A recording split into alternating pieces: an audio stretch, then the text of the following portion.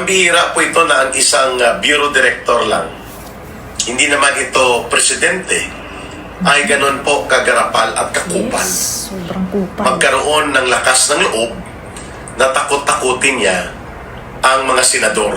So the pattern of an oppressive, evil na pamamaraan ng isang desperado na gobyerno na manatili sa poder at kapangyarihan, Yes. na takot sa oposisyon ay nakikita natin ngayon sa kung paano nagiging desperado din at napakabalasubas ng mga hakbang na ginagawa ng mga tauhan ni Marcos. Siyempre, sa utos yan ni Marcos at ng Yes. kanyang asawa na si Sila Lisa talaga ang Araneta. utos niyan. Itinuro nga ito na ito ang nagpapaluhod Yan, Lisa at na ito yan, no? ang nagni-negotiate upang ipitin sila Senator Chis Escudero, Yes. Senator Jinggoy Estrada, Senator Joel Villanueva. At ito rin ang itinuturo ni Senator Amy Marcos na talagang isa sa puwersa na nasa likod ni Marcos upang putulin ang anumang magandang ugnayan at pakikitungo Yes, ni Marcos Jr. sa kapatid niya na si Senator Amy Marcos. Na ang final witness sa prosecution will be matibag. E di magkakaroon niya ng confrontation opportunity. Ano ba ang mangyayari? Pwede siya ma-confine at mapasight in Dapat contempt yan, ng isang contempt senator talaga judge sa yung loob ng makaganti na Senado lang yun sa matibag at hindi siya na yun. makakalabas kahit na siya ay NBI director. Yes. We just don't know kung gagawin yan ni Senator Alan Peter Cayetano kapag naging arrogante, hambog at walang respeto, Malamang. walang paggalang ang magiging actuations at mga diskarte ni Matibag when he will be presented. This coming. Kung hindi pa po kikilos ang mga mamamayan para manindigan to push back against the brazen and scandalous dirty political operations ni Marcos to cripple the opposition sa pamamagitan ng paggamit ng mga batas at institusyon ko na lang kung saan tayo populutin ito. Sa kangkungan tayo mga kababayan. kapulutin sa kumunoy. Kung wala pong reaksyon at matunog na pagtutol at malakas na pagtutol ang mamamayan. So ayan, eto na naman tayo kay Ka Eric kasi nga, totoo talaga yung mga sinasabi niya na grabe, kakaiba to kasi nga, talo pa niya kumilos yung parang siya talaga ang batas. Itong si Matibag, wala siyang katakot-takot, wala siyang respeto, talagang napakahambog nitong Matibag na to. Ito nga yung sinasabi ni nag-react din dito si si Senator Robin sa kasi Senator Pia kasi nga sabi niya hindi tama to kasi parang hindi niya ginagalang yung Senado, pati yung impeachment court, di ba sila, tapos yung mga judge. Talagang parang tinatakot-takot sila. Parang ano ba to, daig pa nito yung presidente kung makapanakot. Kasi nga, ang sinasabi dito, utos siyempre yan, mag-asawang bangag, di ba?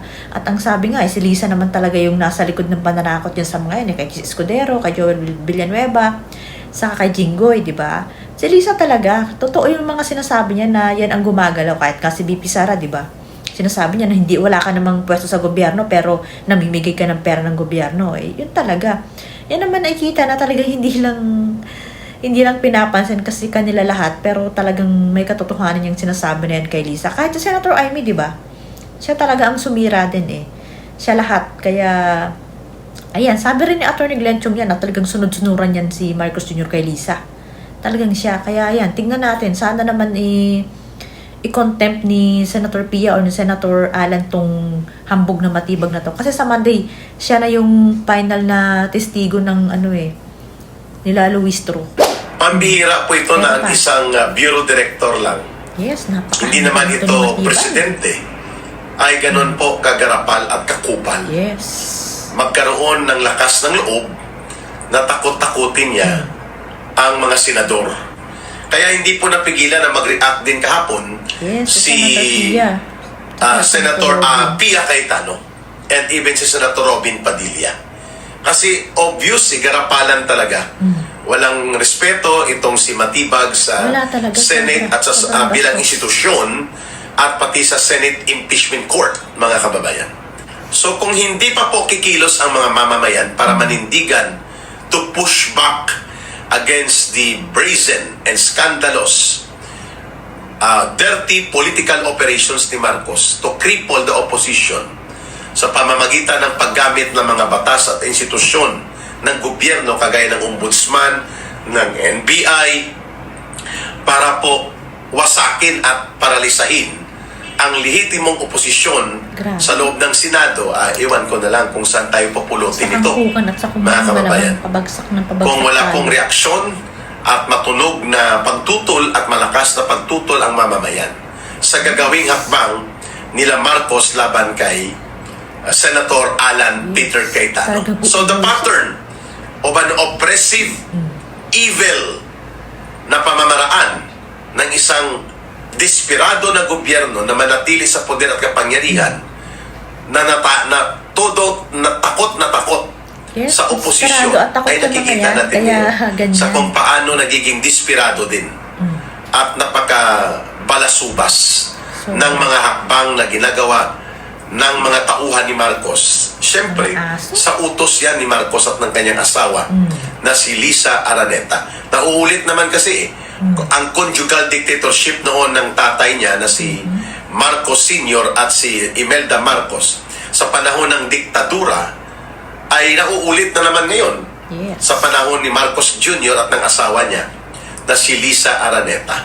Itinuro nga ito na ito ang nagpapaluhod Yes, at ito totoo ang yan. nagni-negotiate upang ipitin sila Senator Chis Escudero, Senator Jinggoy Estrada, Senator Joel Villanueva. Yes. At ito din ang itinuturo ni Senator Amy Marcos na Siya talagang siya talaga, isa sa sabi pwersa rin ni Attorney Glenn na Summer. nasa likod ni Marcos upang putulin ang anumang magandang ugnayan at pakikitungo ni Marcos Jr. sa kapatid niya Pati sa na si kapatid. Senator Siya rin Amy talaga Marcos. nag-ano dyan. Siya yung Ang nagbawal na final makapunta defense doon nila si na ang Senator final Amy. witness sa prosecution will be matibag. Hindi magkakaroon yan ng confrontation opportunity. Yes, sana Ano nga. ba ang mangyayari? Pwede Sana siya makonfine ipakontempt yan para at mapasite makaganti man in lang dyan sa contempt ng isang hambog yan. senator judge sa loob ng Senado at hindi siya makakalabas Yun. kahit na siya ay NBI director. We Dapat, just don't dapat know yan. kung gagawin Naku, yan naku. ni Senator Alan Peter Cayetano kapag Tulungan naging na nila yan. arrogante, hambog at walang respeto, Kaso wala nga asawa walang sa ibang paggalang senator ang magiging actuations at mga diskarte ni Matibag when he will be presented this coming Monday. Aba, Yes. maganda ito. Kapag panindigan ni Senator Alan Sana. Peter Cayetano na ipakontempt Sana niya si magkapatid, Matibag oh. sa loob ng Birahin Senado. na lang, birahin na lang. Senator Judge siya, Parang parang ganun. korte din yan. At parang isa din niyang committee authority. Yes. At as bilang isang Senator Judge, pwedeng gawin yan ni Senator Alan Peter Cayetano kung may kahit si, reasonable ground Senator Pia. na i-move for to be cited in contempt itong hambog at arrogante na si Matibag pagdating sa Dapat, Lunes. dapat. Kapag hindi naging maganda ang kanyang mga actuations at walang paggalang sa mga senator judges, lalo na kay Senator Alan Peter Cayetano. True. Abangan po natin, mga kababayan, pagdating po ng Lunes. Monday. So, ayan na nga. Talagang pambihira tong mga nangyaring to. Talagang akala mo kung sino tong si Matibag. Sobrang yabang. Sa bagay noon pa naman napakayabang na to eh. Kakampi pa nga to dati nila PRRD. Ang binibira niya dati is si Pacquiao eh. Nung nagkakagulo yung PDP dati. Doon siya dati sa side nila PRRD eh. Sobrang yabang talaga. Ano nga yan eh. Tinanggal niya sa Zoom dati sa Senado. Kasi nga, wala talaga siyang respeto dun sa mga kausap niya. Akala mo kung sino siya. So, lalo na ngayon, kasi ang ganyan na yung pwesto niya, director na siya ng NBI. Kaya ganyan kumilos talaga yan. Sabi nga ni Pacquiao eh, sobrang yabang at hambong yung taong yan. Kasi nga, binira-bira siya ng dati eh. Tapos, ayan na nga, yung sinasabi nito na sana nga, sa Monday kasi siya na yung final witness eh. Sana magyabang pa rin siya doon para makontempt siya ni Senator Alan sa kaninong kapatid niya. Kasi sobrang ginagawa nito eh. Sa bagay, yan naman lahat. Kaya malakas ang loob gawa nila Marcos. Utos siya na mag-asawa kasi nga sinasabi nito na si Lisa talaga, yung nasa likod ng pananakot kay Jinggoy, kay Chis, saka kay Villanueva. Si Lisa, yung mag-asawa ang kumausap, pero si Lisa talaga yung tumatawag. Ang dami nang lumalabas na ganyan, lalo na kay Senator Jinggoy yun. Parang ganon. Tapos yung kausap din ni Cheese na nag-uumiyak doon sa Malacanang, yan din, si Lisa din. Kaya talagang nauulit yung sinasabi nga nito na noon yung nangyari doon sa magulang ka, noon din ang nangyayari ngayon.